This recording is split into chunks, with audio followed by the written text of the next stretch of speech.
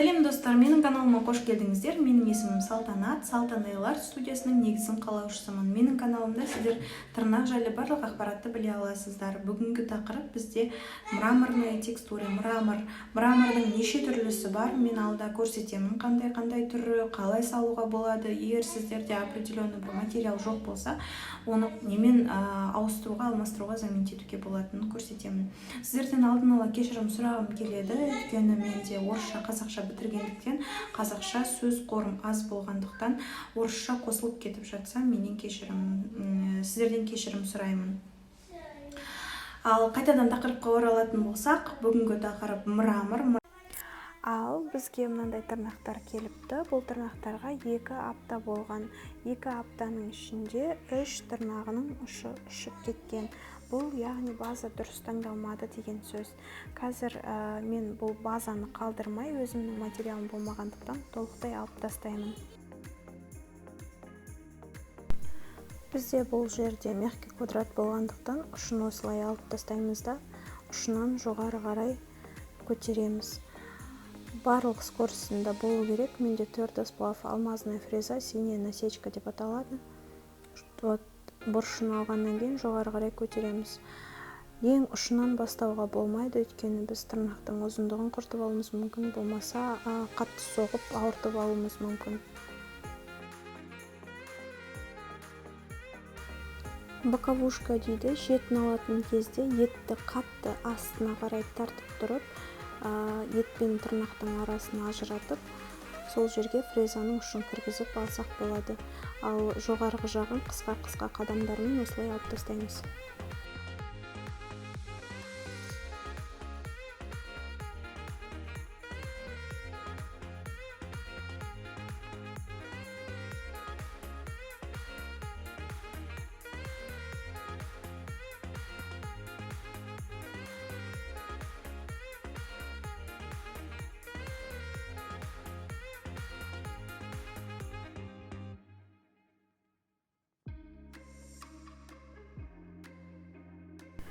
Жаңа айтып өткендей, тырнақты снятие жасаған кезде барлық скоростында жасау керек, максимальная скоростында. Орыстарда на весу дейді. Ауада ұстап тұрып, жай ғана тырнақтың бетіне тигізіп қана снятие жасаймыз. Егер де біз бар күшімізбен салып батыратын болсақ, тырнақты көбірек снятие жасаған кезде гель-лакты көбірек алсын деп біз қазып жіберуіміз мүмкін. Сондықтан жай скоростьта да істеуге болмайды, өйткені жай скоростьта айналуға оборотына күш жетпей қалады. Егер қазып жүретін болсақ, сол жерді қазып тағы тұрып қалады. Машина болотаға кіріп, просто дөңгелегі айналып қазыла береді ғой, сол сияқты болады.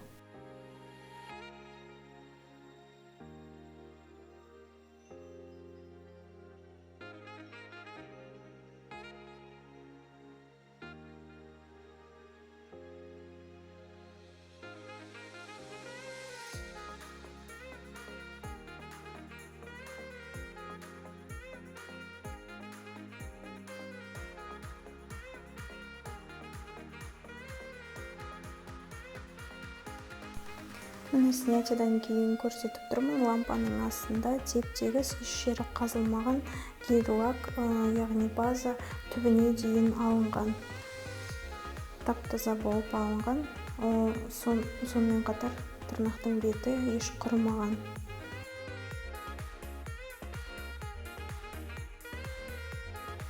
Сіздерге пилкамды көрсете кетейін. 100-180 гриттік мягкий квадрат моделінің таңдаған формасы.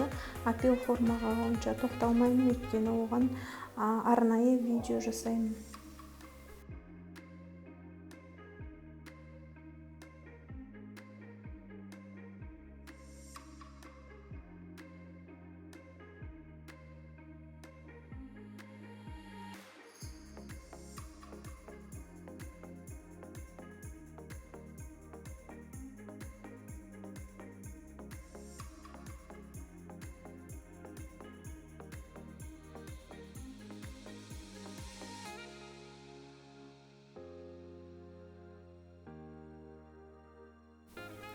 Апил форманы бітірдік. Енді апельсиновая палочка дейді. Осындай таяқшамен теріден, тырнақтан етті ажырата аламыз. Теріні яғни.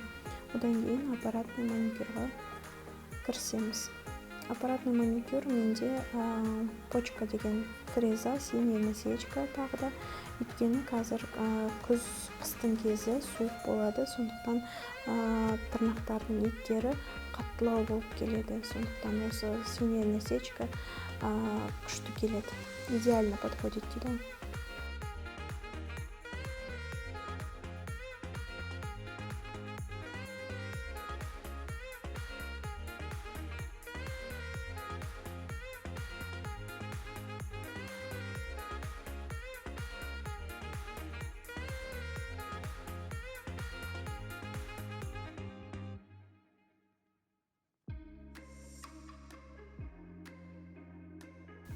Аппаратный маникюр істеген кезде фрезаның скорості 15 000 оборот болады. Өйткені бұл жерде біз натуральный тырнақпен, кожамен жұмыс жасаймыз. Сондықтан скорості орташаға түсіреміз.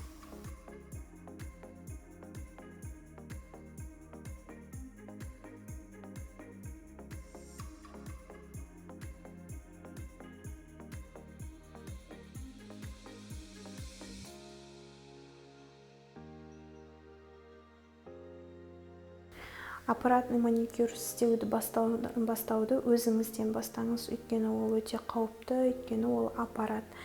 Сондықтан бірінші өзіңізге істеп бастаңыз, 2-3 рет өзіңізге істегеннен кейін ғана модель алып, модельге істесеңіз болады.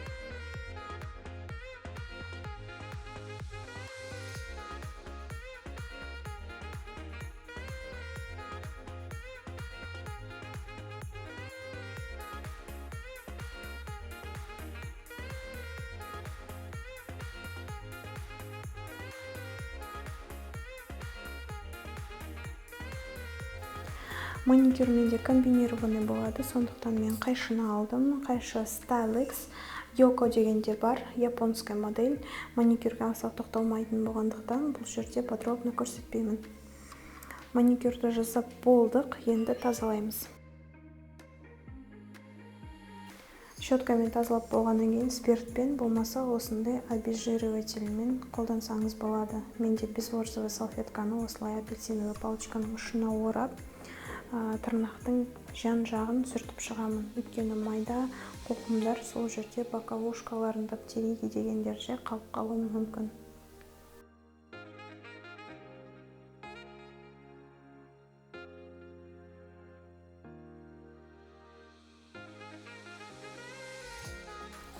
Безворсовый салфеткамен жүріп өткеннен кейін тырнақтың бетін тағы да обезжиривательмен жүріп өтемін. Одан кейін ультрабонд дейді, праймер дейді, бескислотный праймер жағып шығамын. Етке тигізбей, тырнақтың бетін ғана.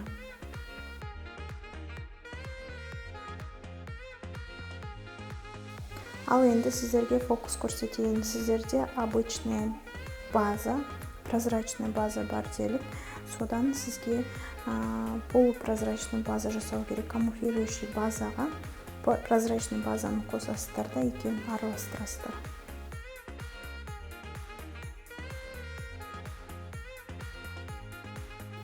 Қазір көптеген брендтер осындай баночкалар шығарып жатыр. Өте ыңғайлы, база құйып қойғанға, болмаса өзіміз базаны әр нәрсемен араластырып, оны сақтап қойғанға. Міне мен қосып жатырмын. Камуфлирующий база өте плотный болғандықтан, маған полупрозрачный консистенция керек болғандықтан, прозрачный базаны қосып араластырамын.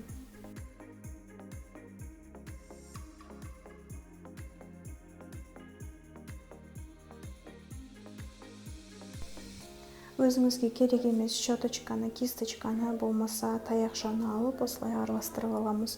Ұзақ уақыт араластырып, кішкене қойып қоямыз. Өйткені пузыректер образоваться етеді, сол пузыректер кеткенше.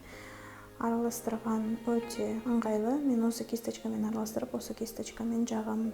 Базаға арналған кисточкаларыңыз болса, тіптен жақсы.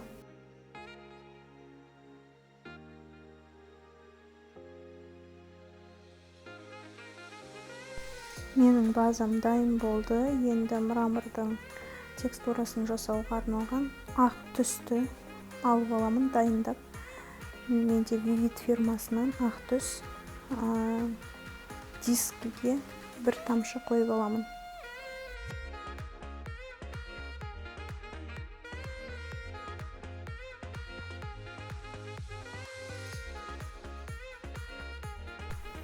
Маған мрамордың текстурасын жасағанға мынандай кисточка керек болады. Ұзын емес, қысқа емес, пензельға емес, жай обычный кисточка. Өздеріңізде қандай бар, сондай жарайды.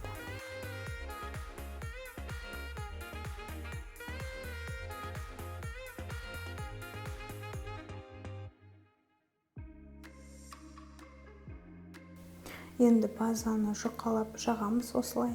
Сосын кисточканы алып, мрамордың прожилкасы дейді, сондайын жасаймыз. Базаны жағып болғаннан кейін оны кептірмей, лампаға салмай тұрып, бірден суретке кірісеміз.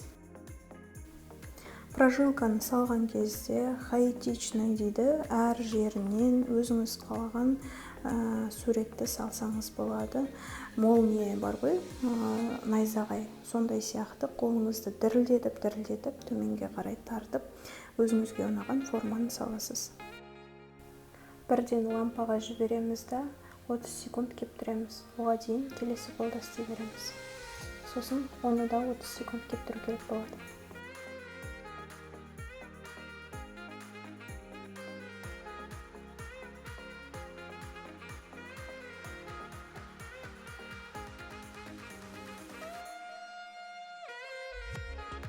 Суреттер бір-біріне ұқсас болмау керек, сондықтан фантазияңызға жол ашып, қалай салғыңыз келеді, мраморды сіз қалай көресіз. Егер тіптен фантазияңыз жетпей жатса, интернетті ашып, прожилка қалай орналасады, соны көріп алсаңыз болады.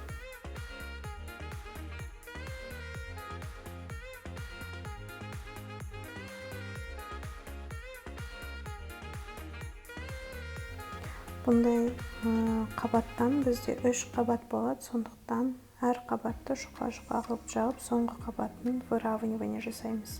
Тегістейміз яғни.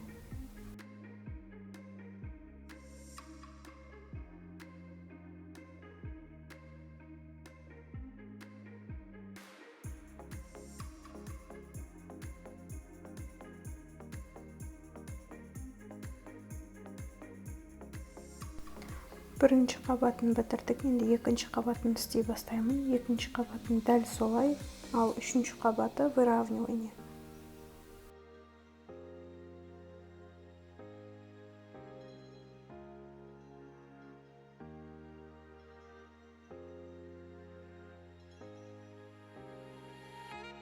Екінші қабатының узелоктары, прожилкалары басқаша формада болу керек, сондықтан осылай жасаймыз. Мраморымыз дайын болды. Міне мен выравнивание, яғни тырнақтың бетін тегістеп алдым. Енді топ жағамын. Топ безливкового слоя. Серебро фирмасынан.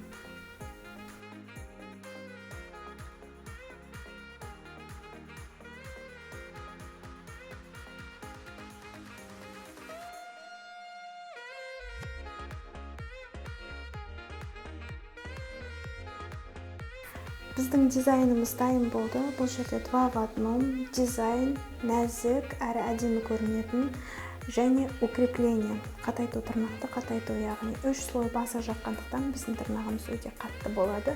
И бетінде тегістелген выравнивание әдемі, естественно, бликімен. Сондықтан бұндай дизайн сіздердің де қолдарыңыздан келеді. Мен оған сенемін. Менің хэштегіммен қалдырып кетсеңіздер, ұнаған жұмыстарды соңында шығарып тұрамын. Сау болыңыздар.